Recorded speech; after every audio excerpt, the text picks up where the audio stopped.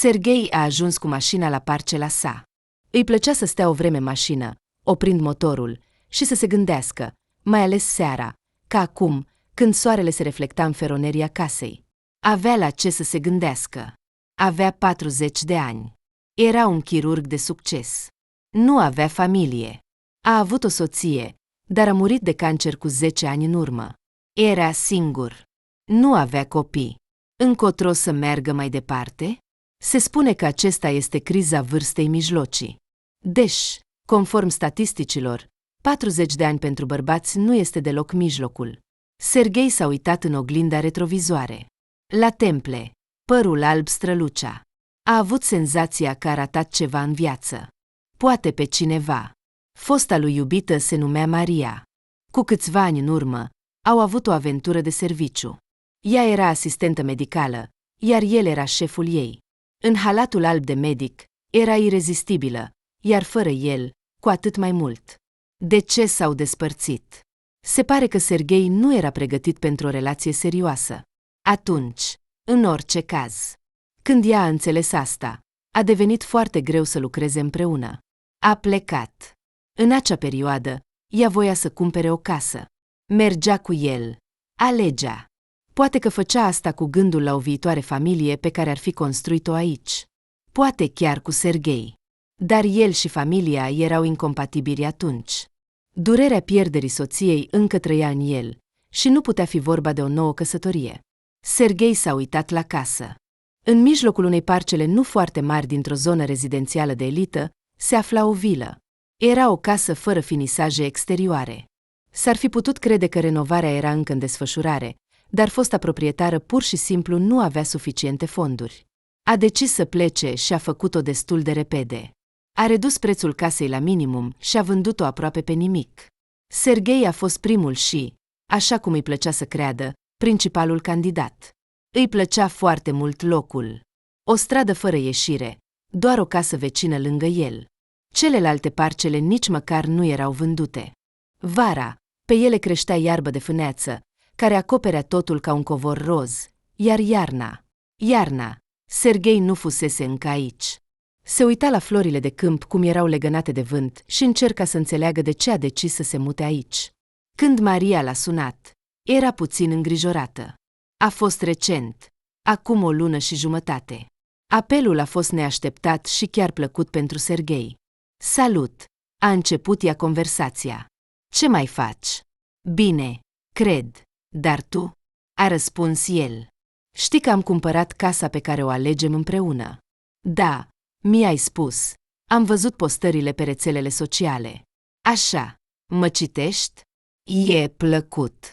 Uneori citeam, dar nu constant. Desigur. Îți place locul, nu-i așa? Îmi amintesc că ai spus că ai vrea să locuiești acolo. Da, locul este minunat. Ce? Mă invit să mă mut la tine. Într-o oarecare măsură. Da. Plec și, prin urmare, vând casa. Trebuie să plec urgent, așa că, pot spune, o dau pe nimic. E clar că mai are nevoie de investiții, dar cred că ai putea să te descurci. Acest loc este foarte valoros pentru mine. Nu am vrut să vând oricui, iar tu nu ești complet străin pentru mine. E plăcut, dar înțelegi că a cumpăra o casă nu este ca și cum ai merge să cumperi pâine. Trebuie să mă gândesc. Trimitem parametrii. Prețul. Aș vrea să vin, să văd totul din nou. Desigur, spune-mi când, îți voi arăta totul. Am convenit. Serghei era entuziasmat. Ceva l-a atins. Poate că era vorba de oferta avantajoasă, sau poate de faptul că a sunat tocmai Maria. Tocmai ce relațiile lui se întrerupseseră, aproape fără a începe. Era liber, ușor de ridicat, plin de forță și energie. Vroia să o vadă și... De ce să nu spună? Spera că aceasta nu va fi doar o întâlnire în legătură cu casa. Poate că va duce la o aventură. A găsit rapid timp. A venit. Maria l-a întâmpinat într-o rochie de vară ușoară, cu părul desfăcut. Avea în jur de 30 de ani, dar în acest aspect părea că are 20. Încă o fetiță studentă, zâmbitoare, delicată, bună, plină de viață. În acel moment, ea îi amintea foarte mult de soția lui. Ea i-a zâmbit prietenos, iar el și-a amintit cum se plimbau prin orașul nocturn, cum stăteau pe malul lacului, cum se sărutau pe bancheta din spate a mașinii lui. Maria s-a eitat când a fost nevoie să-i strângă mâna. Nu știa cum să acționeze, să-i strângă mâna sau să-l îmbrățișeze. Se vedea că voia să-l îmbrățișeze, dar relația nu permitea. El a făcut primul pas. A îmbrățișat-o pe umeri, prietenos. Părea că era mulțumită de atenția lui și de acest compromis. Au făcut turul parcelei, al casei, s-au plimbat prin sat. Viața aici era complet diferită, mai bâlândă, mai măsurată. La doar 30 de minute de oraș, dar părea că erau într-o altă lume, fără agitație și zgomot. Aici devenea liniștit. De ce pleci? A întrebat Serghei. Maria a întârziat mult cu răspunsul. Nu vreau să mai fiu aici. Vocea ei a tremurat. Chiar aici? Nu sunt sigură. Mi se pare că acest oraș, în principiu, nu este pentru mine. Îmi aduce nefericire. Nu mă pot găsi aici. Simt că trebuie să plec. Am înțeles asta de mult, iar acum sunt sigură. Dar de ce urgent? Pur și simplu am găsit un motiv. O prietenă se mută în alt oraș și mi-a propus să locuiesc împreună. Ca în vremurile de studenție. Da, este ceva în asta. A fost de acord fata. Parcă din alt timp. Se simte ca o aventură. Romantismul nostru îl consideri și tu un eșec? A întrebat Serghei pe Maria. Ea a zâmbit trist și a ridicat din umeri. Probabil că nu este un succes, a răspuns ea în cele din urmă. Dar mi-a fost bine cu tine. Uită, totul este în trecut. Și tu gândești așa. Cum să știu? Serghei a zâmbit și a îmbrățișat-o pe Maria. Ești o fată foarte drăguță, decentă, și totul va fi bine pentru tine. Serghei a cumpărat casa. Seara aceea nu s-a încheiat cu nimic, în afară de o conversație plăcută și ceai cu prăjituri. Dar voia să o ajute. Voia să devină parte din viața ei, chiar și în acest fel. Poate că atunci nu își dădea seama de asta. Cu aproximativ 3 săptămâni în urmă, a primit cheile, iar ei s-au despărțit definitiv. Și acum stătea în mașină și încerca să înțeleagă de ce era aici? Ce îl făcea să vină zi de zi aici, și nu la apartamentul său, care era semnificativ mai aproape de locul său de muncă? Serghei a suspinat și a ieșit afară. Parcela era deja înverzită, iar iarba trebuia tăiată. Puțin mai departe, aproape de verandă, din tufișuri ieșea acoperișul unui fântâni. Ramurile copacilor tineri îl înconjurau din toate părțile. Serghei a avut brusc impresia că fântâna nu era foarte necesară aici în forma sa clasică, dar ca obiect de artă era destul de bună. A urcat pe veranda casei, când deodată a auzit un zgomot ciudat, o lovitură scurtă și un urlet. S-a uitat în jur. Nu era nimeni. De fapt, nu era nimeni. Și de unde? Singurul său vecin, din câte se pare, nu locuia aici. Celelalte case erau destul de departe pentru a produce un astfel de zgomot. Serghei a decis că i s-a părut. A luat din nou mânerul ușii și a auzit din nou un urlet sau un strigăt și un fel de lovitură. Se auzea din direcția fântânii. Serghei a simțit o neliniște. Fântâna nu arăta foarte îngrijit. Acoperișul vechi, triunghiular și ruginit de deasupra, era închis din toate părțile cu un cadru de lemn. Maria cu siguranță nu o folosea și nu deschidea capacul. În cel mai bun caz, constructorii, când au instalat pompa și conducta de apă. Totuși, asta s-a întâmplat înainte ca Maria să cumpere casa. Nu ea a construit-o. De la construcție, casa a avut mai mulți proprietari. Serghei s-a gândit că poate ceva s-a desprins sau s-a rupt, dar de unde ar veni urletul? A intrat în casă și a verificat apa din chiuvetă. Curgea. Asta înseamnă că mecanismul era în regulă. A ieșit afară. Se făcea deja întuneric.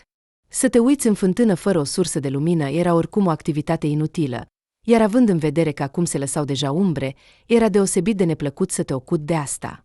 Ca medic, a explicat rațional situația. Ceva a căzut undeva. Sunetul distorsionat a ajuns la urechea lui exact în această formă, iar creierul său i-a dat deja o semnificație familiară, un strigăt din filmele de groază. Serghei a luat o lanternă și s-a apropiat de fântână. Pe ea era un lacăt greu.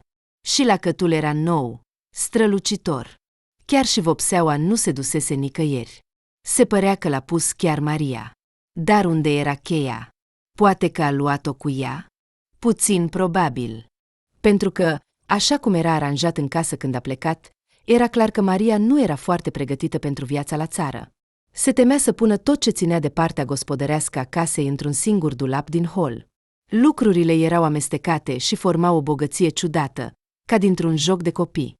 Aici se putea găsi sârmă, sfoară, topor, piulițe, furtunuri, tapet, trepte de lemn pentru verandă, robinete pentru chiuvete, grătar, iar în el, becuri și fire. Undeva printre toate acestea, Serghei a găsit 3 chei. Una dintre ele părea că ar trebui să se potrivească. S-a întors afară și s-a apropiat de ușa fântânii. În acel moment, dintr-o dată, din interior a căzut din nou ceva și s-a auzit un strigăt ascuțit, fie un țipăt, fie un urlet. Serghei a sărit înapoi. Nu era superstițios, dar în acest decor al vieții la țară, în mijlocul ierbii înalte, a avut brusc gânduri despre demoni, spirite și chiar ceapacabra. Luându-se în mâini, a introdus cheia în lacăt. A făcut click și s-a deschis ușor. Serghei a deschis ușa strânsă și a luminat cu lanterna în interior. Nimeni. Nimic. Fântâna cu țeava întunecată se adâncea în pământ. Undeva acolo, jos, de la lumina lanternei, apa strălucea. Lângă ea se legăna un lanț pentru găleată. Era ciudat, pentru că Serghei nu o atingea. De ce s-ar legăna?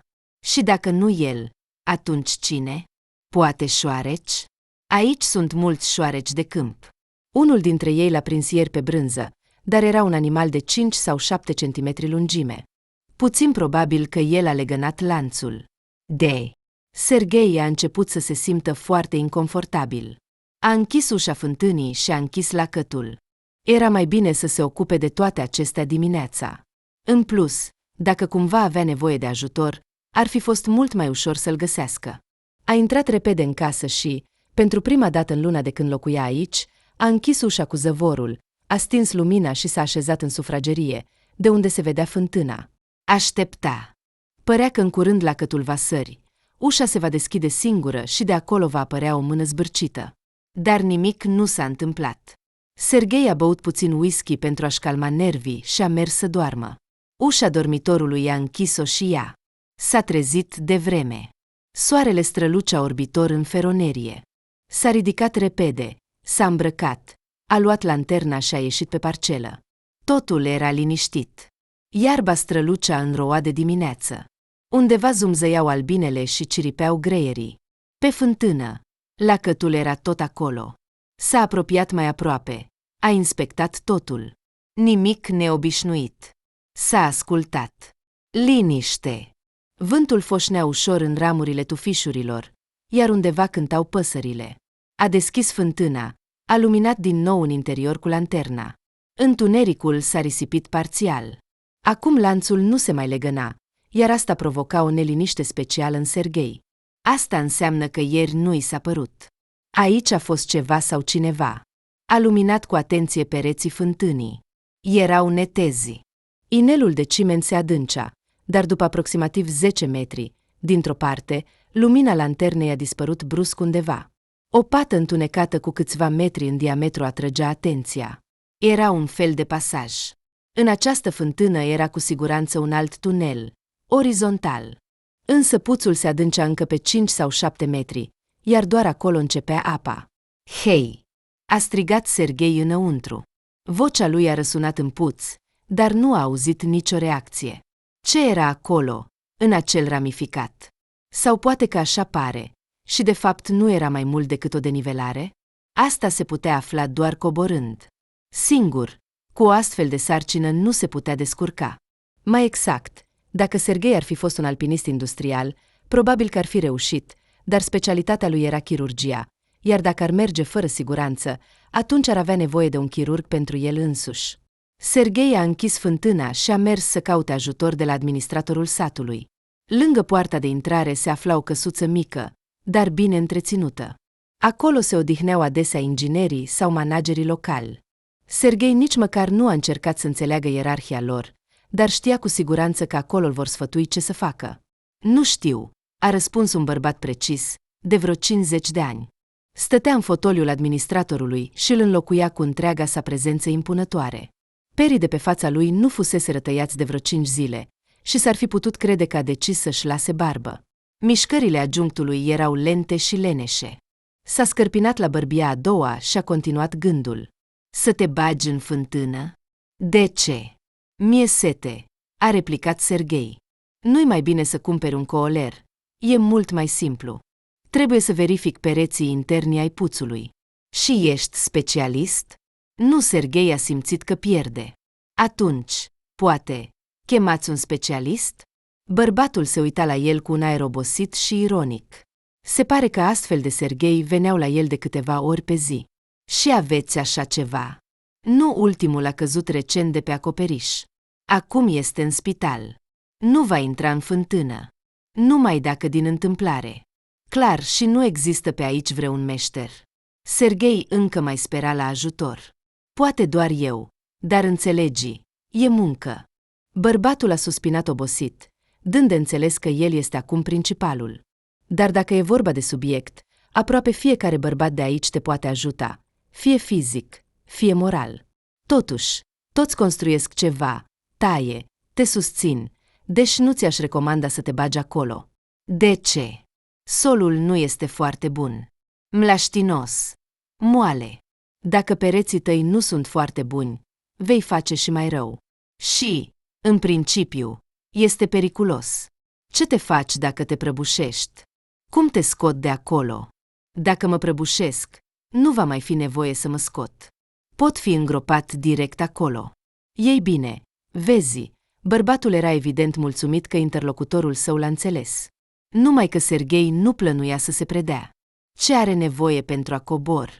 O frânghe, carabini, poate ceva mai mult? Un pistol. Gândul că acolo ar putea să-l aștepte un pericol mai rău decât pereții alunecoși îl îngrijora din ce în ce mai mult. A decis să o sune pe Maria. Numărul ei era salvat în telefon. Nu a fost greu să-l găsească. A răspuns repede. Maria. Da, a răspuns ea bâlând. Salut. Ascultă, e o situație ciudată. Dar, de fapt, cum îți merge? Cum te-ai adaptat la noul loc? Bine, puțin câte puțin. Aici este foarte plăcut. Verde. Totul este nou, așa că este interesant. Ceva s-a întâmplat cu tine. Serghei s-a blocat. Nu știa de unde să înceapă. Înțelegi? Și da, și nu. Ai avut probleme cu fântâna ta înainte? Cu fântâna? Vocea Mariei a tremurat dintr-un motiv oarecare. Da. De ce întregi? Ei bine, pe ea este un lacăt nou. Poate că ai intrat acolo și au fost motive. Ești observator. Ei bine, da. Ce este acolo? Ai dificultăți cu ea? Ei bine, va suna foarte ciudat. Ieri. Înțelegi, ieri am auzit ceva de acolo, parcă cineva este acolo jos. Maria a tăcut, iar din acea tăcere, lui Serghei i-a devenit rău. A realizat brusc că temerile lui aveau o bază foarte solidă. Maria, ești încă aici? Da, vorbea ea cu reținere. Ce este acolo? Ce spui? Serghei, îți voi spune cum este. Am plecat atât de repede, nu doar pentru că m-a chemat o prietenă. Am plecat din cauza acelei fântâni. Ce? Îmi pare rău. Îmi pare rău. Eu. Probabil că ar fi trebuit să-ți spun. De fapt, da. Nu știu cum să spun așa ceva. Am fost chiar la psihiatru. Înțelegi? Mi-a prescris pastile. Nu știu ce sunt acele zgomote. M-au înnebunit. Am început să mă tem îngrozitor să locuiesc acolo. Spune-mi tot ce știi. Serghei încerca să-și păstreze calmul, deși mâinile și picioarele erau foarte reci. Așa se întâmpla întotdeauna când îi era frică. Totul a început cu aproximativ o lună înainte de vânzarea casei. Eu. Am început să aud voci, mai exact, o voce, parcă cineva mă striga sau mă chema, dar nu am putut înțelege de unde. Sunetul era neregulat. De obicei se auzea seara. Deși apoi a început să se audă din ce în ce mai des și în alte ore. Ai sunat la poliție? Da, am sunat. Și ce folos? Maria vorbea deja emoționată. Părea că va plânge în curând. Când au venit, Totul era liniștit. Se uitau în interior, nu vedeau nimic și plecau. Iar seara totul se repeta. Eu nu îndrăzneam să mă duc acolo. La cine să cer ajutor? Oleg, vecinul meu, s-a mutat. Și dacă ar fi fost posibilitatea, l-aș fi rugat pe el în ultimul rând. Alții nu le pasă. Am închis fântâna cu lacăt și am decis că așa nu se mai poate. Am considerat asta un semn. E timpul să plec, să schimb totul în viață. Îmi pare rău că am pus asta pe umerii tăi. Ei bine, acum și eu vreau să plec, a răspuns Serghei, după care s-a despărțit destul de repede și s-a așezat pe iarbă să se gândească. Să riște și să se bage în fântână sau să cheme ajutor profesional. Totul indica că ar fi mai bine să nu se bage singur acolo. A scos telefonul și a început să caute specialiști. S-a dovedit că există astfel de oameni, dar serviciile lor nu sunt ieftine. Poate că ar trebui să verific măcar dacă acolo este un alt coridor, altfel va fi o chemare în zadar. Deși, amintindu-și toate thrillerele pe care le-a văzut, a realizat că nu vrea să fie acel personaj care moare la începutul filmului. Un specialist în coborârea în fântâni, așa cum și-a numit el, a fost chemat. Rămânea doar să aștepte. Pentru ca viața să decurgă puțin mai ușor până la sosirea profesionistului, Serghei a decis să locuiască în oraș. Doar o zi, iar nervii vor fi economisiți considerabil. În acea seară, s-a urcat în mașină și a plecat. Pentru prima dată în aceste 3 săptămâni, nu voia să se întoarcă. Voia să meargă înainte, în ciuda regulilor și semnelor, până când a trecut de semnul intrare în oraș. A fugit, a gândit ironic, și imediat s-a certat pentru lașitate. Oh, această Maria, gândea el, acum nu-i se mai părea atât de drăguță ca înainte. Deși amintirile despre nopțile petrecute pe bancheta din spate a mașinii lui încă îl încălzeau foarte mult. Apartamentul era exact așa cum îl lăsase, în stil hite, curat, ordonat. Cândva, îl alesese împreună cu Anastasia, soția sa decedată. 3 camere, dormitor, sufragerie, cameră pentru copii. Se așteptau să construiască o familie aici. După moartea soției, nu a făcut reparații, aproape că nu a scos lucruri, totul a rămas așa cum era cu ea. Pe perete încă mai erau fotografiile lor, cele mai bune, în care erau amândoi zâmbind și fericiți. A descoperit cu uimire că nu le-a luat cu el în casă, s-a mutat acolo ușor, aproape fără lucruri. Apartamentul a preluat funcția de depozit principal. A deschis frigiderul, a găsit acolo un pachet de semifabricate și a turnat vin și s-a așezat pe canapeaua moale. Voia deja să pornească televizorul, dar și-a dat seama că va începe să răsfoiască canalele fără să se gândească. Uimitor, dar aici nu voia să se gândească la casă și la fântână. Totul a rămas undeva acolo, departe. Aici, amintirile l-au cuprins din nou. La fiecare colț era ceva legat de trecut. Își amintea și îi plăcea să-și aducă aminte. Pe fața lui apărea de la sine un zâmbet abia vizibil, ușor trist. Se uita undeva în fața lui și vedea imagini din trecut. Așa, singur, în liniște. De-a lungul anilor, Serghei a adus în acest apartament multe fete. De fapt, le-a adus atât de multe și atât de des, încât nu ar fi putut să-și amintească nici măcar numărul lor. Nopțile treceau cu ele vesel, fără restricții, pasional, dar nu rămânea nimic după, nu erau sentimente. Memoria l-aducea nu la ele, nu la aceste atracții efemere, ci la soția lui și, poate, uneori la Maria. Dar, de altfel, lui Serghei se părea ciudat și dădea vina pe oboseala generală, poate pe asemănarea unor mizanscene. El a golit încet câteva pahare și, în melancolia sa, a adormit chiar pe canapea. A visat vise confuze, în care era soția lui, care se transforma în Maria, stăteau undeva sub pământ și încercau să iasă din fântână, iar în întunericul peșterii se auzeau din ce în ce mai tare sunete înfricoșătoare. Cineva se apropia. Serghei s-a trezit din cauza frigului și a durerii în gât. Totuși, canapeaua și lipsa unei pături și-au spus cuvântul. Ceasul arăta dimineața. A tras draperiile. Ziua promitea să fie înorată. În zilele următoare avea programate zile libere. Lucrând în ture, putea să-și permită să plece imediat la țară. Așa a și făcut. În sat nu a fost ploaie, dar norii grei creau o atmosferă nu foarte veselă. Aici, masivitatea cerului îl făcea să se simtă neînsemnat. A sosit, ca de obicei, A parcat lângă casă și, de data aceasta, s-a simțit nemulțumit. De ce a cumpărat această casă? De ce? Pentru o viață nouă? Ce fel de viață? Nemulțumirea lui a fost întreruptă de o altă mașină care s-a apropiat și s-a oprit lângă el. Din ea a ieșit un tânăr. Este fântâna dumneavoastră aici?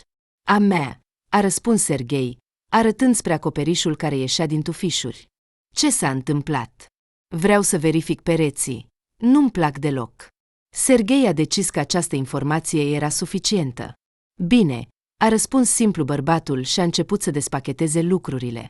După o jumătate de oră, era deja pregătit să coboare. Dima, așa se numea meșterul fântânilor, a prins un carabinier de frânghe, a aruncat frânghia în jos, a aprins lanterna de pe cască și a sărit în adâncime. Serghei, desigur, a rămas la suprafață. Sperase că acum acest specialist îi va striga că totul este în regulă, că temerile lui sunt false, că nu există nicio gaură în perete, deci nu există nimeni acolo. Aveți o gaură aici. S-a auzit o voce. Naiba, a înjurat Serghei. Este mare. Destul de mare, a răspuns Dima. Un om poate trece. Această informație l-a făcut pe Serghei să se simtă și mai neliniștit. Puteți să vă strecurați prin ea și să vedeți ce este acolo? A întrebat el. Nu, ce spui? A răspuns specialistul. Este foarte periculos. Aici este doar un tunel în pământ. Nu are nicio întărire. Poate că, dintr-o dată, se va prăbuși. Atunci, e sfârșitul. Se vede unde duce. Îndreptați-le acolo. Se vede foarte puțin. Tunelul, se pare, este lung, cu coturi, a răspuns Dima, apoi s-au auzit mișcările lui în sus. După câteva minute, era deja lângă Serghei. Îți mulțumesc pentru ajutor. Da, fără probleme, a răspuns Dima și a acceptat onorariul pe contul mobil. Când meșterul a început să se pregătească, Serghei l-a oprit brusc. Dima, pot să te rog să mai stai aici o jumătate de oră? O să plătesc în plus, dar eu voi cobor. De ce? Este foarte periculos. Vreau să înțeleg ce se întâmplă. Deodată, din interiorul fântânii s-a auzit un strigăt și un zgomot de ceva greu.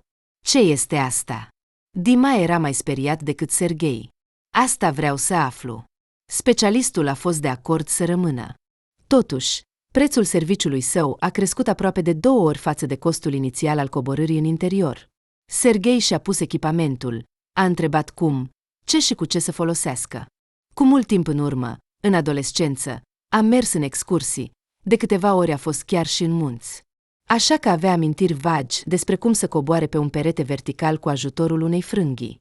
A trecut prin ușa fântânii și a sărit de la margine, lăsând frânghia să coboare treptat. De sus, din când în când, se auzea vocea încurajatoare a lui Dima, care îi amintea să acționeze încet, fără grabă, pas cu pas, salt cu salt. Era o senzație că totul era un mare examen de escaladă. Cu cât cobora mai mult Serghei, cu atât era mai greu să înțeleagă ce spunea Dima, vocea lui se reflecta de pereții fântânii și se transforma într-un murmur indistinct. Interesant, s-a gândit Serghei, dacă am nevoie de ajutor și-l chem, mă va înțelege? Totuși, a respins repede această idee, considerând-o nu foarte încurajatoare. După câteva minute de coborâre lentă și atentă, era lângă intrarea într-un coridor misterios. Aici era foarte întuneric. Lumina de sus, prin ușa deschisă, aproape că nu pătrundea, iar în adâncul peșterii întunericul era palpabil. Era suficient să întorci lanterna într-o parte. Serghei a îndreptat lumina în interiorul orificiului. Se vedea că acolo a lucrat cineva. Cel mai probabil, o persoană sau o ființă asemănătoare omului. Marginile coridorului erau destul de drepte, geometric corecte. Era puțin probabil ca acesta să fie rezultatul eroziunii solului. Deodată, Serghei a auzit din nou un sunet neclar venind din adâncul tunelului. A scos cuțitul pe care l-adusese cu el. Acum era aproape sigur că îi va fi necesar. A pășit în interiorul orificiului și, menținându-se pe o suprafață mai mult sau mai puțin uniformă, a eliberat carabinierul de frânghe. Frânghia a fost fixată astfel încât, în caz de întoarcere rapidă, să se poată apuca de ea și să urce. Cu Dima avusese o înțelegere inițială că, în caz de ceva, el îl trage și îl ajută să iasă mai repede. Totuși, Cât de repede se putea face asta era o mare întrebare.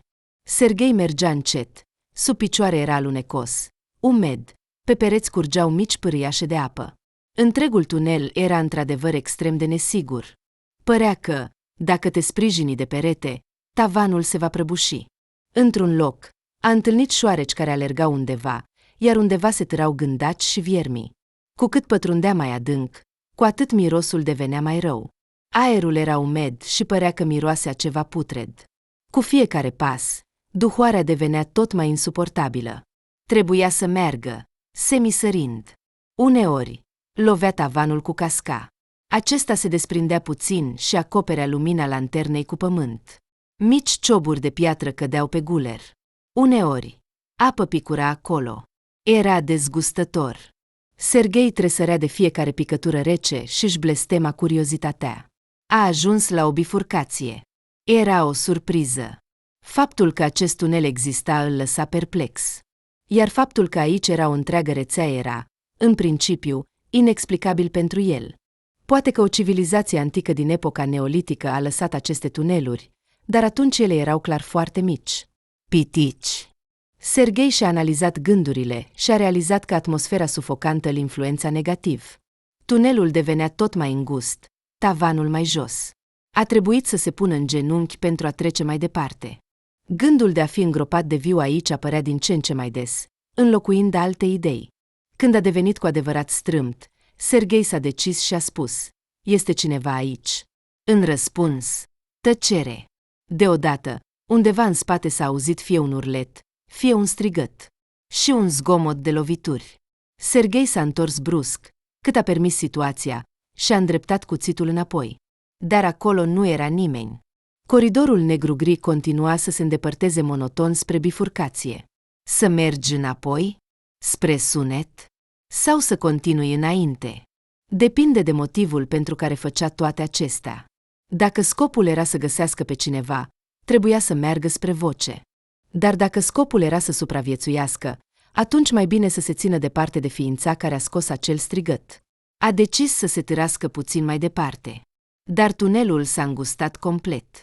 Lanterna a arătat că acolo era un capăt. Dacă vreodată a fost un pasaj acolo, acum era blocat. Serghei s-a retras și, de îndată ce a avut ocazia să se întoarcă complet, s-a îndreptat spre bifurcație. A ajuns acolo destul de repede. O panică puternică și dorința de a ieși de acolo l-au cuprins. Totuși, înțelegea că dezlegarea era aproape. Să sperăm că nu este un urs, s-a gândit el dintr-un motiv oarecare. Nu voia deloc să intre în vizuina unei ființe cu labe mari. Deși experiența sa de chirurg îi permitea să manevreze destul de abil atât cu bisturiul, cât și cu alte obiecte tăioase mici, asta nu însemna că în această situație ar putea evalua rațional situația și să se salveze. Nu avea nevoie de aventuri. A înjurat și s-a îndreptat pe noul coridor, departe de ieșire. Aici pereții deveneau din ce în ce mai largi, iar tavanul mai înalt. Asta l-a bucurat puțin pe Serghei. Măcar avea loc să fluture mâinile. Să sperăm că această ființă era singură aici. Dintr-un motiv oarecare, el presupunea tot mai des că dezlegarea sunetelor neobișnuite se află într-un animal care s-a stabilit aici. Dar dacă era mare, atunci lucrurile erau proaste, iar dacă era mic, atunci de ce atâta extrem? Coridorul a făcut o cotitură bruscă, iar Serghei a observat că iluminarea s-a schimbat puțin, ca și cum ar fi apărut o altă sursă de lumină. Pentru a verifica asta, s-a decis chiar să facă un gest periculos pentru el, a stins lanterna și s-a oprit. Când ochii s-au obișnuit cu întunericul, a început să distingă dincolo de cotitură o mică strălucire de nuanță albastră rece. Această strălucire se răspândea uniform pe pereți și se reflecta puțin în picăturile de apă. De acolo se auzeau și niște foșnete. Serghei a făcut câțiva pași spre sursa de lumină, iar lumina a devenit și mai clară. A aprins lanterna și a strâns și mai tare cuțitul. Dincolo de cotitură, pereții s-au deschis. Fasciculul lanternei a iluminat o încăpere spațioasă, foarte asemănătoare cu o peșteră. Suprafața spațiului era de aproximativ 20 de metri, iar înălțimea tavanului îi permitea, în sfârșit, să se îndrept. De-a lungul pereților erau butoaie și rafturi. Pe ele erau conserve deschise și goale. În cel mai îndepărtat colț se afla o mică lanternă care pâlpâia cu o slabă lumină LED. Jos, ghemuit de durere, Zăcea un bărbat palid, slab și murdar. Respira încet și, la prima vedere, ar fi putut părea că este mort. Ochii lui erau deschiși și aproape că nu reacționau la oaspete. Serghei s-a apropiat repede. A verificat pulsul și pupilele. Apoi, privind în jur, a luat prima canistră care i-a ieșit în cale și, deschizând conținutul, s-a asigurat că mai erau resturi de apă. Ridicându-i capul bărbatului, i-a lăsat apa să-i atingă buzele. Și acesta a început să înghită cu sete fiecare picătură. Bărbatul era epuizat. Nu avea puterea să țină canistra goală. La încercarea de a se ridica, a căzut din nou. Buzele lui aproape că nu se mișcau. Deși se vedea că încerca să spună ceva. Tot ce a reușit a fost să scoată un sunet asemănător cu un urlet. Când, din cauza tensiunii, a atins cu piciorul o butelie metalică care stătea lângă el, ecoul s-a răspândit prin toată peștera și coridoarele. Dezlegarea fusese găsită. Nu era un monstru. Asta era deja bine. Serghei a examinat din nou cu atenție rănitul. De data aceasta fără frică, din punct de vedere profesional. A găsit câteva zgârieturi infectate, hematome, o coastă și un braț rupt. Acest băiat era foarte rău. Iar dacă adăugăm la toate acestea faptul că aproape nu mai avea puteri vitale, se putea concluziona ușor că era nevoie de resuscitare de urgență. Dar cum să o aducă aici? A scos telefonul și a încercat să sune, dar nu avea semnal. Pentru a chema o ambulanță sau salvatorii, trebuia mai întâi să urce la suprafață, doar să nu moară pacientul în acest interval. Și nu va trebui să-l îngroape. De ceva a trecut prin minte. Serghei a alungat gândurile cinice și a început să evalueze situația. Să-l tragă pe el nu va reuși. Cu rănile lui, trebuie să acționeze cu atenție. Teoretic, ar fi fost nevoie de o targă. Lățimea tunelului în general ar permite să fie adusă, mai exact, trasă. Apoi, cumva, băiatul trebuie să fie ridicat la suprafață. Cum te cheamă? A întrebat Serghei bărbatul. Acesta a încercat să răspundă ceva, dar buzele doar au tremurat fără sunet. Acum, să afle ceva nu era posibil. Te voi ajuta să ieși de aici, dar nu pot să mă descurc singur. Acum mă voi urca la suprafață. Va trebui să mă aștepți aici. Ține-te bine. Serghei l-a apucat de mână, i-a strâns-o ferm și a simțit în răspuns o ușoară întărire a strângerii de mână. Răspunsul a fost primit. Rămânea să iasă singur. Absența unui monstru în această peșteră făcea ca prezența aici să fie mai puțin stresantă.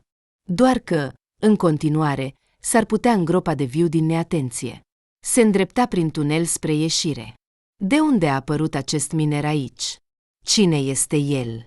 De cât timp este aici? Știa Maria despre el? Sau, într-adevăr, a auzit doar sunetele și nu mai mult?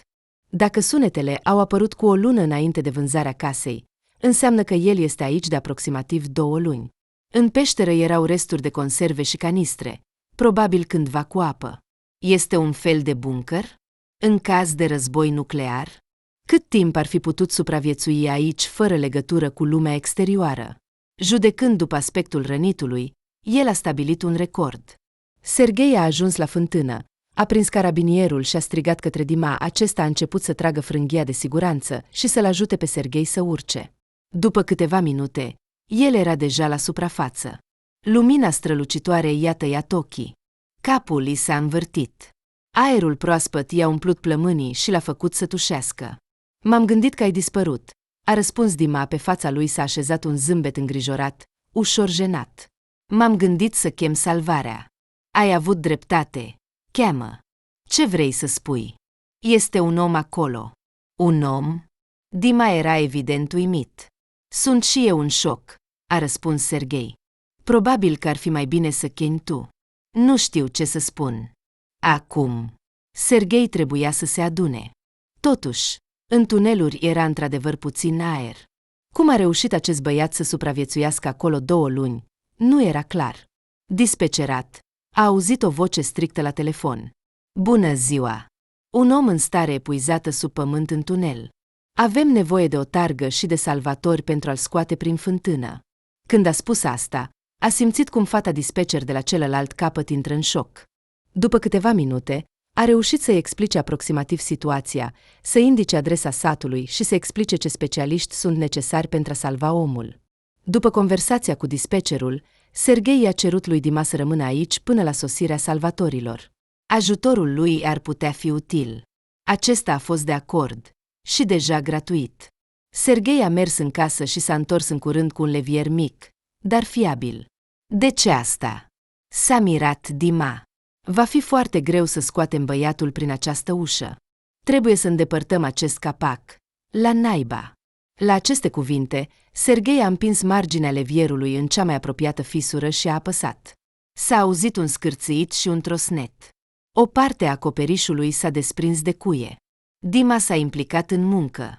În mașina lui a găsit și un levier. După o jumătate de oră de muncă, acoperișul fântânii a fost complet îndepărtat, iar pereții au fost demolați, mai exact, distruși și aruncați deoparte. Fântâna goală privea spre cer ca un cerc palid, iar în jos se reflecta ușor apa.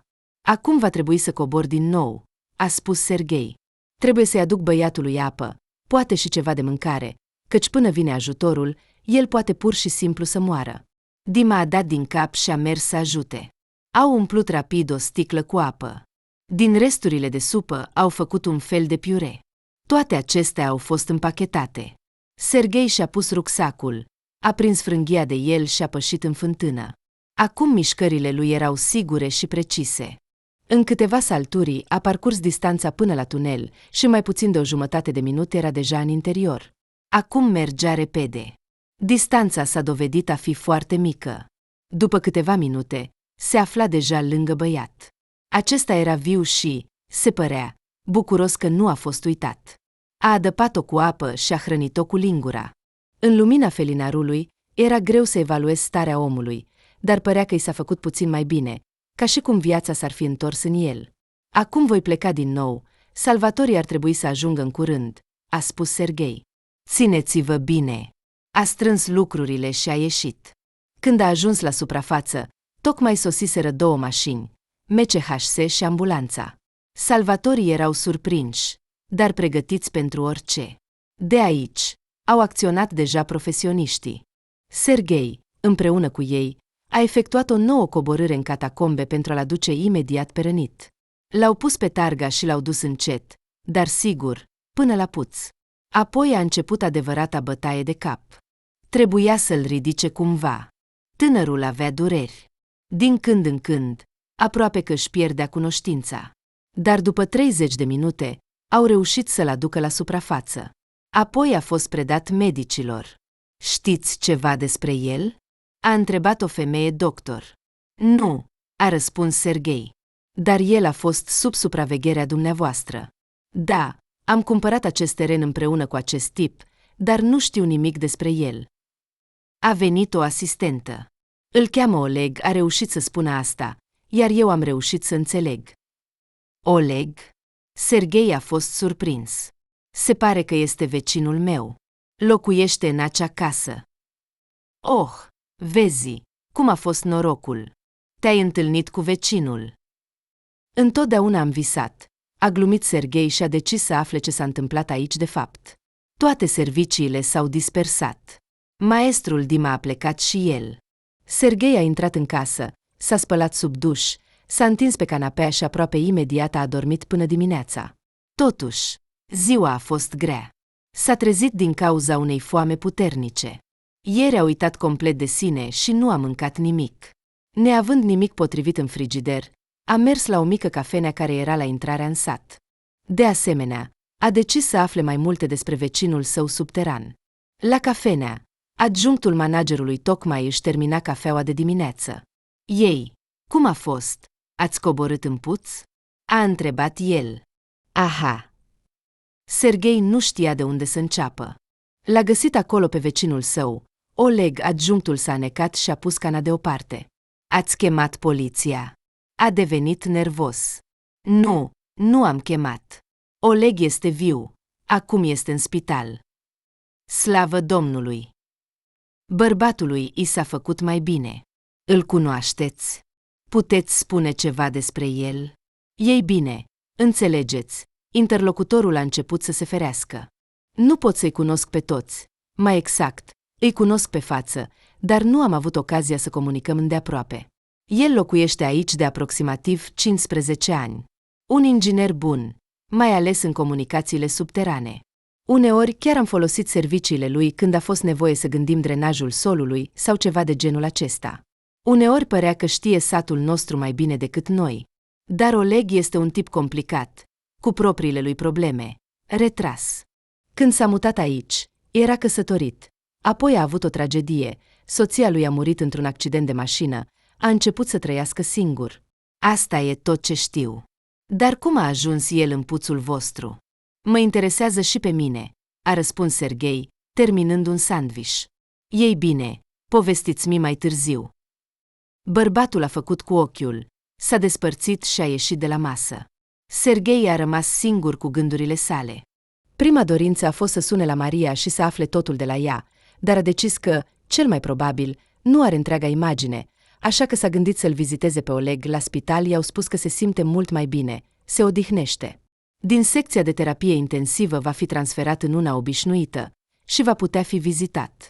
Serghei a decis să meargă la bolnav, să se întâlnească în condiții mai normale. Până atunci, a fost cuprins de tentația de a se strecura pe terenul vecinului și de a explora totul acolo, mai ales că știa sigur că acum nu era nimeni acolo. A trecut peste gard și s-a trezit pe un teren acoperit de iarbă. Nimeni nu tăiase iarba aici de câteva luni. Serghei mergea încet, uitându-se atent în jur. În general, terenul era ca un teren, câteva arbuști și copaci. La poartă era parcat un tractor mic. În mijlocul terenului se afla o casă drăguță cu 2 etaje. Serghei a urcat pe veranda și a apăsat pe mânerele ușii. Lacătul a clicat. Ușa s-a deschis. Se pare că proprietarul casei nu se gândea că va sta atât de mult timp în subteran. În casă era curat și ordonat. Totul era așezat cu meticulozitate la locul lui. În bucătărie era o cană murdară cu un plic de ceai uscat. Pe farfurie era o biscuiță veche. Această casă părea că a fost conservată în timp. Pe pereți erau tablouri cu peisaje în tonuri plăcute, calme, pastelate.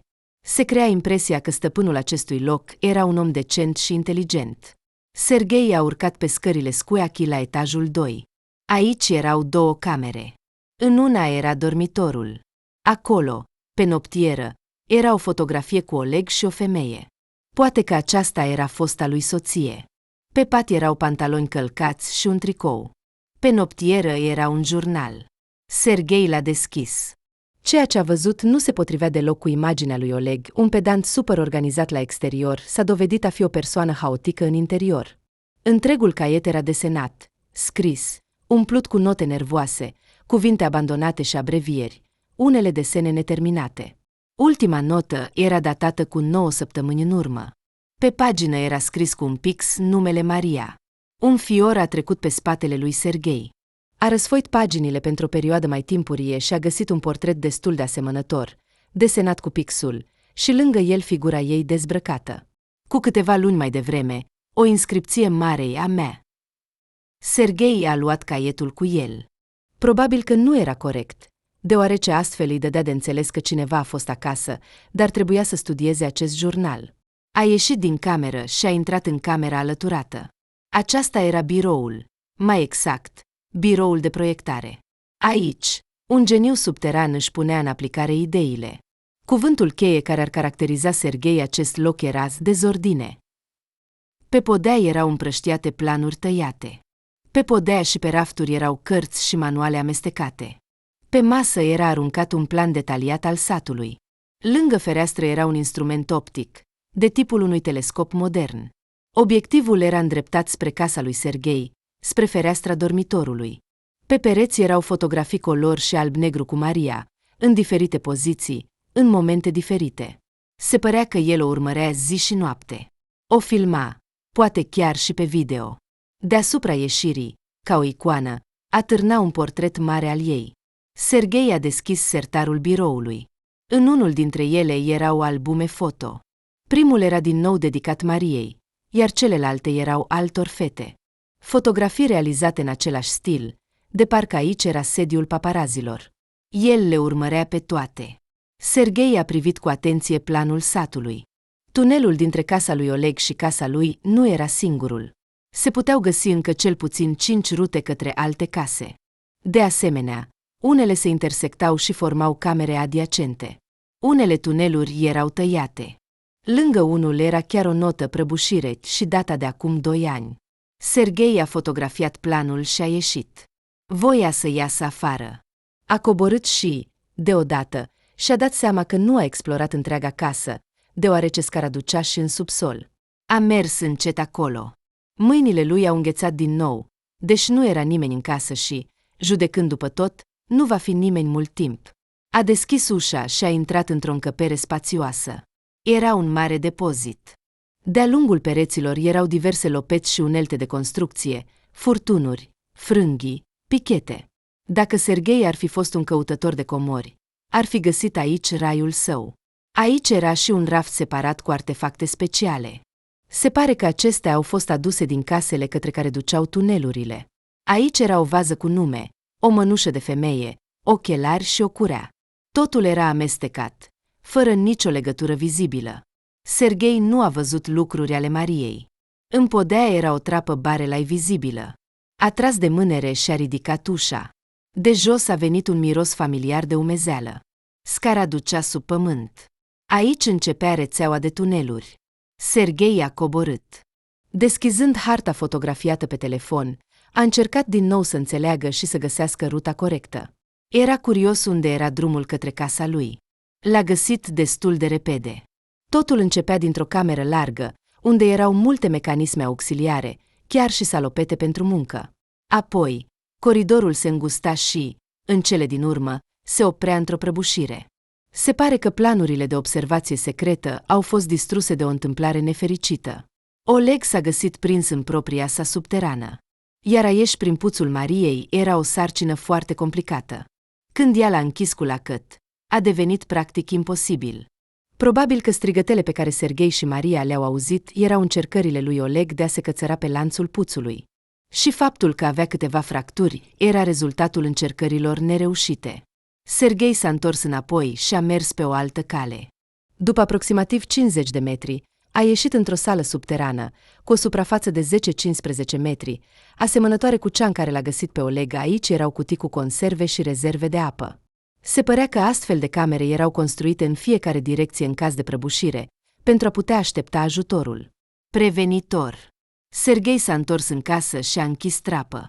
După câteva minute, deja se afla afară, încercând să înțeleagă ce s-a întâmplat și să-și clarifice atitudinea față de tot ceea ce a văzut.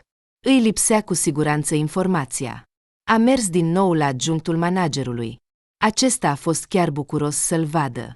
Se pare că Serghei aducea în viața lui un element de aventură neobișnuită, de care îi lipsea atât de mult. Scuzați-mă, cum vă cheamă? A întrebat brusc Serghei, realizând că încă nu se cunoșteau. Pavel Petrovici. A zâmbit bărbatul și a strâns mâna lui Serghei. Eu sunt Serghei. Da, știu. Am făcut verificări despre dumneavoastră după prima discuție despre puț, pentru a înțelege cât de adecvat sunteți. Și despre Oleg ați făcut verificări. Nu au fost motive speciale. Ei bine, aproape. Ce motive au fost? Un tip îndrăgostit, aș spune. Nu le dădea pace fetelor care locuiau aici. Ele s-au plâns. Serghei a deschis harta pe telefon. Cine locuiește acum în aceste case?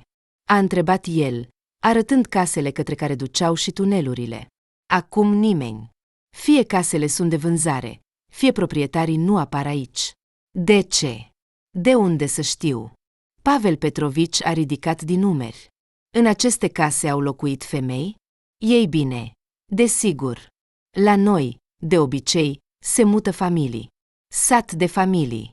Uite, au pus recent 2 locuri de joacă pentru copii. Am înțeles.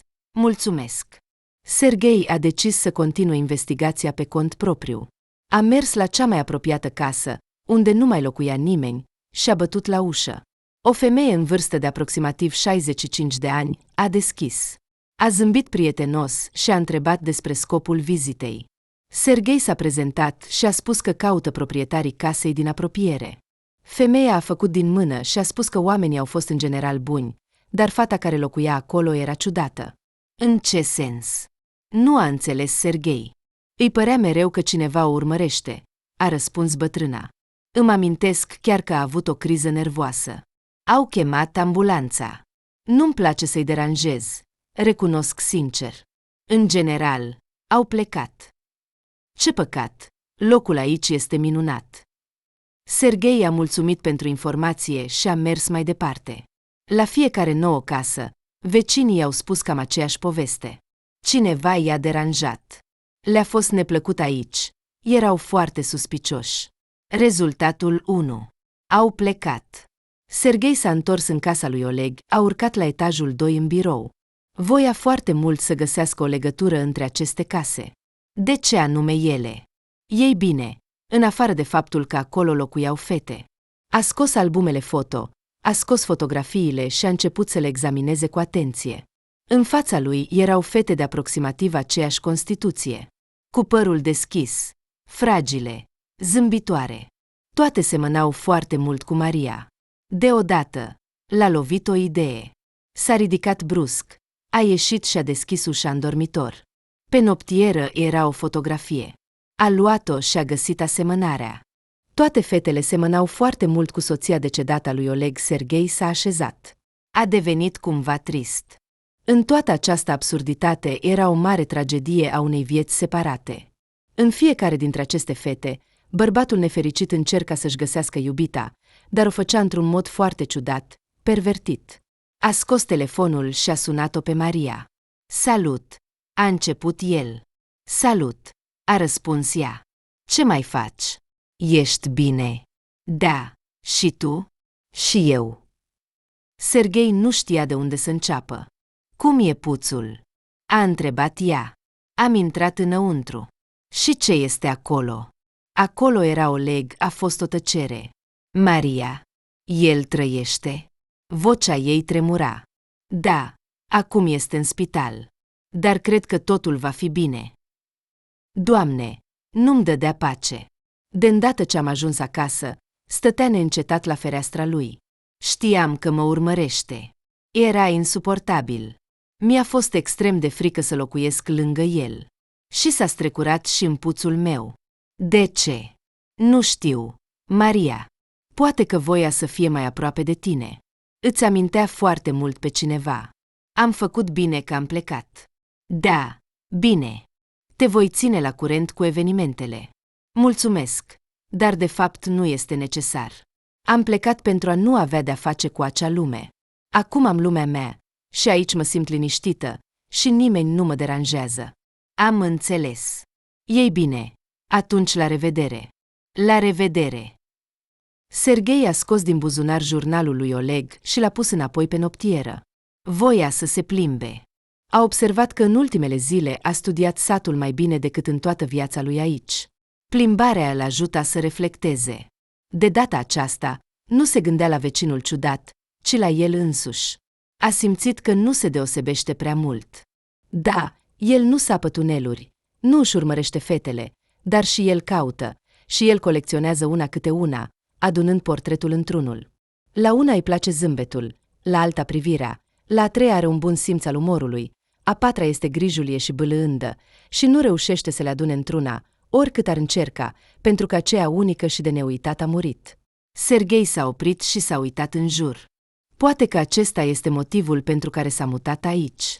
Aici devenea din nou el însuși, chiar dacă pentru scurt timp. Serghei a sunat la spital, a verificat orele de vizită. A doua zi a mers la Oleg, a cumpărat fructe, mâncare. Probabil că acest om nu avea prieteni. Secția era mică, pentru 6 persoane, dar de fapt acolo erau 3.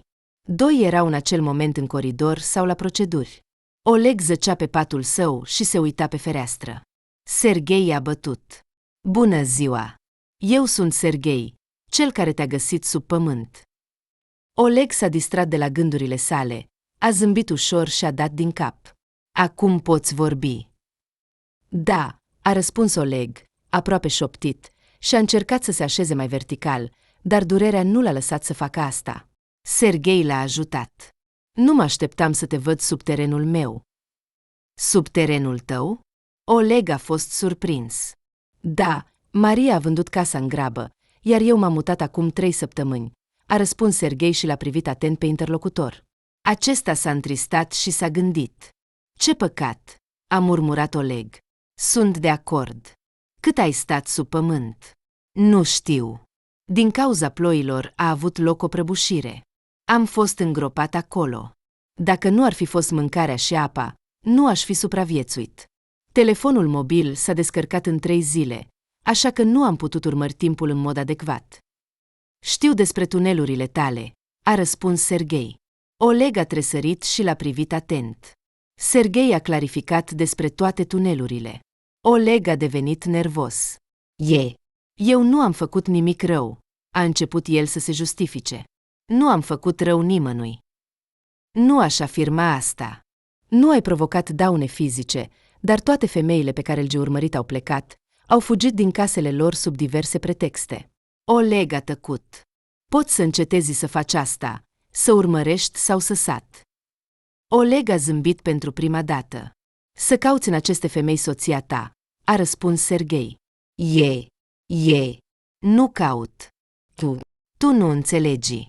Nu știi ce înseamnă să pierzi o persoană dragă, o persoană cu care ar fi trebuit să-ți legi întreaga viață. Eu înțeleg exact. Și eu sunt văduv. Poate că mi-a fost mai ușor. Soția mea a murit de cancer, iar la momentul morții ei am reușit deja să mă pregătesc moral, deși asta e o prostie. Nu poți fi pregătit pentru asta. Iar la tine, înțeleg, totul s-a întâmplat brusc. Oleg s-a uitat pe fereastră. Da, a răspuns el. Mergea la medic pentru un control, la consultația de femei. Eu aveam niște afaceri, muncă. În cele din urmă, nici măcar nu m-au sunat. Am început să mă îngrijorez când seara nu s-a întors. Am început să sun spitalele. Am găsit un mesaj pe internet, în știri. O camionetă a ieșit pe contrasens. Șoferul a adormit la volan. Mașina a evitat impactul cu un stâlp. Soția nu a fost salvată, nici copilul. Îmi pare rău. Asta a fost de mult, a spus el, ridicând din umeri și strângându-se de durere.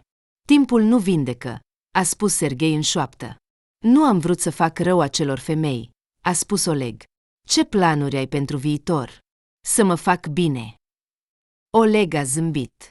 Apoi Serghei a încercat să-l conducă pe interlocutor către un gând concret. Nu știu. Nu știu nimic. Vei începe o viață nouă. Nu știu să fac asta. Și tu știi. Oleg s-a uitat la Serghei. Acesta nu se aștepta la o astfel de întrebare. Știu ce. Să o iei de la capăt. Știi să faci asta? Poate. Vocea lui Serghei a tremurat. El a simțit că minte. Cum reușiți asta? În răspuns, Serghei a tăcut și nu știa ce să răspundă. 2 văduvi trăiau într-un sat, aproape unul vis-a-vis de celălalt, și niciunul nu înțelegea cum să continue să trăiască. Vreau să fiu sigur, a început Serghei, că veți înceta să săpați tuneluri sub parcele și să urmăriți oamenii. Asta înseamnă că nici voi nu reușiți. Ce? Să trăiești altfel. În același timp, doriți asta de la mine. Eu, poate, am vrut să fiu îngropat acolo. Aha, de aceea ați lăsat mâncare pentru 2 luni înainte. Oleg s-a blocat. Ce vreți de la mine? Vreau să vindeți casa și să plecați. Dar aceasta este casa mea. Aceasta este teritoriul meu. Nu este treaba voastră să decideți. Îți dau o șansă să înced o viață nouă. Serghei a simțit cum începe să tremure de tensiune. Veți vinde casa și veți pleca. Dacă nu, voi face plângere la poliție. Am suficiente dovezi pentru a vă face dosar. Ei bine, vei face plângere. Și ce? Există vreo infracțiune? Poate. Una administrativă? Poate că vor da o amendă de la sat pentru că săpăm canale? Și ce apoi? Voi face în așa fel încât toată lumea din sat să afle că îi urmăriți. Oleg s-a uitat atent în ochii lui Serghei. Mulțumesc că ai adus fructe. În cele din urmă, a răspuns el. Și acum plecați. Serghei a înțeles că discuția lor s-a încheiat.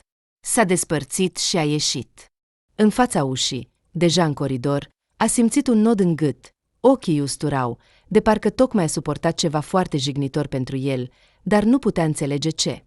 Așa a fost în copilărie, când trebuia să aperi ceva, în ciuda slăbiciunii și fricii interioare. S-a urcat în mașină. Starea lui s-a înrăutățit. Îl tremura. A strigat. De câteva ori a lovit volanul cu pumnii. A strigat din nou. Oamenii de pe stradă nu l-au auzit, dar au văzut gesturile emoționale și chiar agresive ale șoferului și au ocolit mașina. Serghei s-a liniștit puțin. A simțit că în acest conflict Oleg nu avea nicio vină. Există doar el și durerea lui interioară. A introdus o nouă destinație în navigator și a plecat conform traseului. A început să plouă. Drumul umed serpentina ducea spre marginea orașului, trecând pe lângă zona industrială și câteva clădiri vechi cu 5 etaje. Serghei a parcat și a ieșit.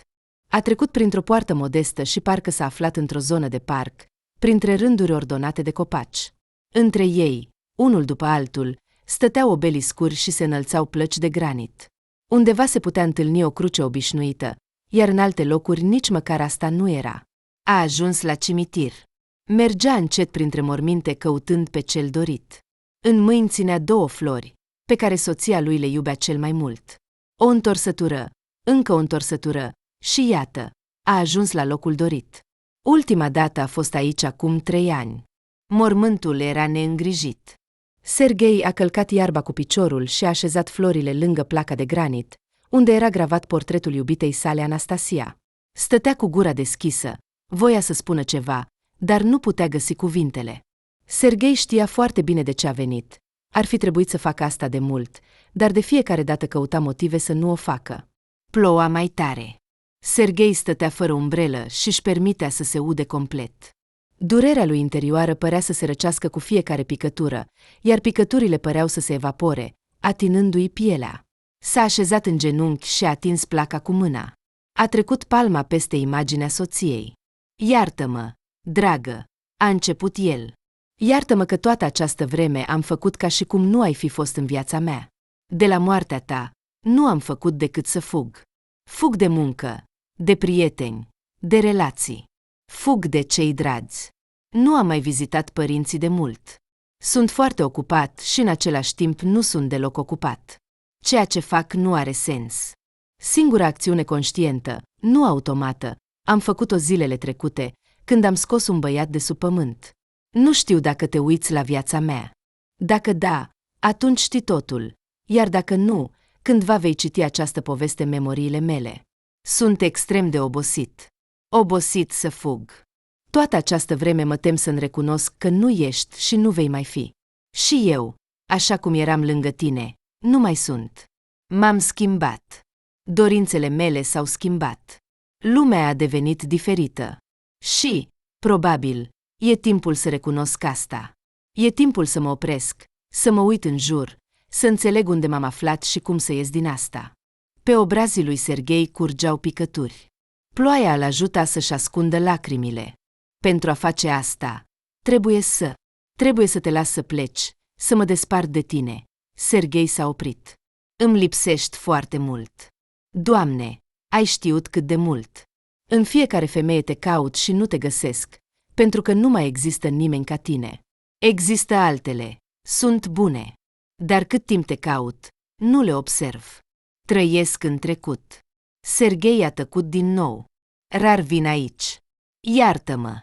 Te iubesc foarte mult. Apreciez fiecare zi pe care am trăit-o împreună. Îți mulțumesc pentru momentele fericite. Mulțumesc, iubita mea. La revedere.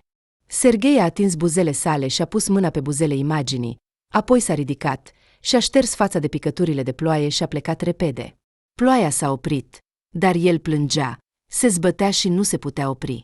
Pentru prima dată în acești ani, își permitea să verse lacrimi, să lase durerea care s-a așezat în el și nu-i dădea voie să meargă mai departe. Serghei s-a întors în apartamentul din oraș și a privit din nou tot ce îi amintea de soția sa. Lucrurile ei, încălțămintea, mărunțișurile și suvenirurile pe care le-au adus împreună de la mare, a scos smartphone-ul și a făcut câteva fotografii pentru amintire și a notat amintirile pentru fiecare fotografie. Acestea erau cadre vii din viața lui. Le-a dus la atelier, unde i-au făcut un album. Nu mai era nevoie să le țină în minte, nu mai era nevoie să se teamă că totul se va uita. Acum era cu el, concret. Chiar dacă acest apartament va dispărea, el va ține minte cele mai bune momente. Serghei a sortat lucrurile. S-a dovedit că multe nu-i mai erau necesare și erau păstrate doar pentru că le iubea Anastasia. A adunat totul într-o cutie și a decis să organizeze fie o vânzare, fie să le împartă prietenilor și rudelor. În apartament era timpul să facă reparații. Aproximativ o lună mai târziu, s-a întors în casa de la țară. Tot acest timp s-a ocupat de apartament, gândindu-se ce să repare, ce să refacă, căutând specialiști, cumpărând materiale. Și acum, când în interior devenise imposibil să locuiești din cauza mirosului de lirci și a prafului de la vopsea, era din nou aici, pe parcela sa. În față, în casa lui Oleg, lumina era aprinsă. Serghei a sunat la poartă. Proprietarul a ieșit și a deschis. Acum arăta mult mai bine. Gipsul nu fusese încă îndepărtat, dar pe fața lui era un obraz rumân. Se mișca destul de energic. Pot intra? A întrebat Serghei. Intrați, a răspuns Oleg și a intrat în casă. Oaspetele l-a urmat. S-au așezat în bucătărie. Oleg a oferit ceai. Serghei a acceptat. Nu mă vei otrăhi, a glumit el. Nu este stilul meu, a răspuns Oleg calm. Cu ce ocazie? Vrei să verifici dacă am săpat ceva din nou? Într-o oarecare măsură. Îmi este problematic acum. Oleg a arătat spre gips. Și e suficient pentru acum. Ai folosit sfatul meu? Nu, pur și simplu am vrut să trăiesc. Am observat că ai atins lucrurile mele de la etajul 2. Doar câteva, a recunoscut Serghei. Credeți că sunt nebun? Puțin. A ridicat din umeri Serghei și a zâmbit. Mă interesează o întrebare. De ce tuneluri? De ce să le sad? Nu există alte moduri de a urmări fetele, dacă asta îți dorești atât de mult? Oleg a tăcut și a sorbit din ceai în tăcere. Apoi, deodată, s-a ridicat. Hai să mergem, a spus el. Îți voi arăta. Oleg a ieșit din bucătărie. Serghei l-a urmat. Unde mergem? La tine acasă, a răspuns Oleg. A luat un baros și a ieșit afară. Ce vrei să mă arăți la mine acasă? Serghei era intrigat. Vei vedea. Dar până atunci, spune-mi, de unde o știi pe Maria? V-ați cunoscut când vindea casa sau mai devreme? Mai devreme. Ne-am întâlnit o vreme. De mult? Acum câțiva ani. Înțeleg. Și noi. Și noi. Da, eu i-am recomandat această casă. Credeam că ea l-a găsit singură. Chiar am venit cu ea. Deci s-a întâlnit cu tine după mine. Așa. Serghei a fost deranjat de acest fapt. Au intrat înăuntru. Oleg a mers cu încredere spre scară și a coborât în subsol. Serghei avea aici un depozit obișnuit de lucruri, cu un covor pe jumătate. Înțelegi? Toate aceste case sunt construite pe același principiu. Pot să difere la exterior, dar la bază sunt identice. Fundațiile au fost puse de prietenul meu, așa că știu. Iar eu am făcut planificarea. Wow! Deci acest sat îți este ca acasă. Asta e sigur. Așa că, fiecare are o zonă de subsol, pentru diverse nevoi. Poți face o sală de sport sau chiar un bazin. În caz de nevoie, am luat în considerare și un alt spațiu sub casă. La aceste cuvinte, s-a apropiat de marginea covorului, l-a ridicat și a început să-l ruleze, descoperind o placă de beton. În mijlocul ei era un capac. Ce este asta? A întrebat Serghei. Ce crezi că este? A răspuns Oleg și a întors mânerul îngropat. Capacului nu i s-a ridicat, ci s-a mutat în lateral, ceea ce permitea deschiderea ușoară chiar și din interior. În deschiderea care s-a format, Serghei a văzut o scară verticală. Acolo era un alt tunel. Aproape, a răspuns Oleg, a aruncat barosul în jos și, încet, folosindu-se de mâna liberă, a coborât. Serghei l-a urmat. S-au aflat într-o sală subterană, de aproximativ 5 pe 5 metri. Era închisă, fără orificii, dar nimic nu împiedica să-și sape un coridor sau chiar un pasaj către o altă casă. Cu toate fetele pe care le-ai văzut în albumul meu, iar tu ai răscolit printre lucrurile mele, nu-i așa? Cu toate acestea, am avut o relație. Nu simultan, în perioade diferite. Și aceste tuneluri îmi permiteau să le vizitez chiar și atunci când ele nu știau. Nu este tocmai etic. Eu sunt un solitar. Nu-mi place când mi se înșală. În ce sens? Credeți că am urmărit doar ele? Oleg a râs, iar în acel moment lui Serghei s-a făcut brusc rău. Am urmărit bărbații lor, iar dacă vedeam că aceste femei mă înșală, îmi notam băieții. Și ce le făceai? Mergeam la ei acasă pe furș, printr-un tunel subteran. Oleg s-a uitat atent la Serghei. Îi omoram. Lui Serghei s-a părut că nu a auzit bine. Dar când a vrut să întrebe din nou, Oleg s-a năpustit asupra lui cu barosul în mâna sănătoasă. A evitat, dar lovitura a nimerit umărul, iar o durere surdă a străbătut spatele aproape până la talie. Serghei a strigat, iar Oleg s-a pregătit să lovească din nou. De data aceasta, nu mai era timp de întârziere. Serghei l-a împins pe criminal cu piciorul, iar când acesta s-a năpustit din nou asupra lui, s-a prins cu ambele mâini de baros, nepermițându-i să se apropie. Oleg avea o forță animalică, care provenea dintr-un corp atât de slab și epuizat. De ce faci asta? A strigat Serghei. Maria este a mea. A răspuns Oleg cu o voce furioasă. Atunci ia-o. Este o chestiune de principiu. A răspuns Oleg. În plus, acum știi prea multe. Te-am salvat. Și degeaba. A răspuns Oleg și, smulgând barosul din mâinile lui Serghei, l-a lovit în față, făcându-le să cadă pe pământul umed, scuipând sânge. Lovitura următoare ar fi trebuit să fie ultima. Oleg s-a plecat deasupra capului lui Serghei și s-a pregătit să lovească, dar acesta s-a furișat și și-a înfipt cuțitul, pe care îl purta mereu cu el, în piciorul atacatorului. Oleg a strigat și a scăpat barosul. Serghei s-a ridicat și a dat o lovitură puternică în coasta dureroasă. Oleg a căzut. Îi era greu să respire. Serghei a apucat barosul și a ieșit afară. Sub strigătele sugrumate ale lui Oleg, a închis capacul și a introdus barosul în mâner, astfel încât să nu poată fi întors din interior. Criminalul era închis. Serghei respira greu.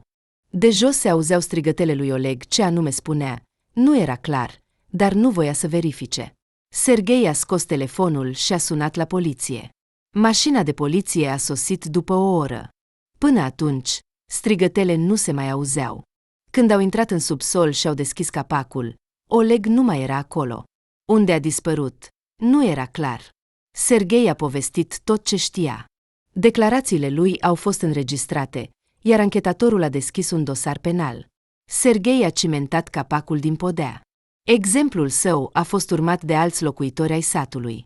În curând au apărut zvonuri că, se pare, uneori noaptea, sub podea se aud strigăte și lovituri de baros, dar Serghei nu prea credea în asta. A pus casa la vânzare, a luat o vacanță de la muncă și a plecat într-o călătorie. Pentru prima dată în mulți ani, nimic nu-l ținea. Nu era sigur că se va întoarce în acest oraș, în ciuda activității sale medicale, iar casa putea fi vândută și de la distanță. Un chirurg ca el poate fi angajat oriunde, iar până atunci a decis să-și viziteze părinții, să vadă țara și, poate, să întâlnească pe cineva. O femeie care să nu semene cu Maria sau Anastasia. O femeie cu care ar fi pregătit să construiască o relație mai departe, pas cu pas, fără a se teme de eșecuri și crize. Avea 40 de ani, mai avea încă atâția înainte, dacă sănătatea nu-l va lăsa. Trenul îl purta înainte, spre un viitor necunoscut, în care nu mai fusese de mult și pe care îl dorea foarte mult. În compartiment a intrat o străină, iar Serghei a gândit că această călătorie este cea mai corectă și semnificativă dintre toate cele pe care le-a făcut în ultimii ani. A lăsat cartea deoparte, a zâmbit fetei și s-a prezentat. O conversație a început. Viața a continuat, iar trecutul a rămas în urmă, ca o verigă infinită de stâlpi conectați cu fire, care se succed unii altora în fereastră.